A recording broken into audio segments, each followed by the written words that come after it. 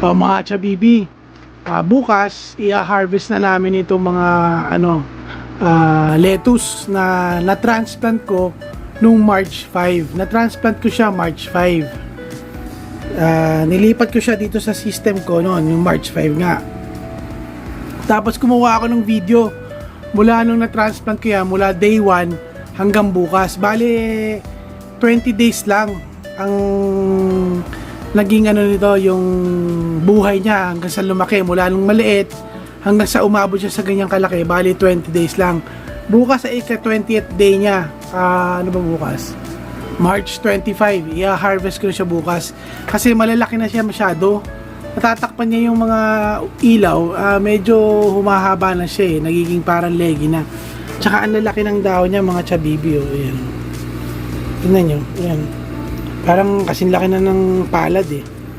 Kaya i-harvest na namin siya. Baka kasi pumait pa eh. Yan. Pati itong nandito sa baba.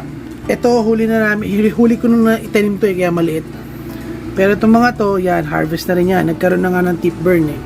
Grow lights lang ang ginamit ko dyan. Yung pagpapalaki dyan. Tapos sa Kratky na may aeration.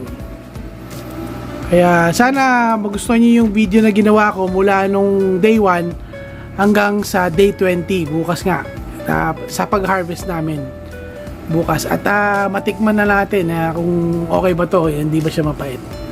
Okay mga chabibi, maraming salamat po sa lahat po ng subscribers namin, sa lahat po ng bago namin subscribers. Maraming salamat po sa suporta nyo sa mga video namin.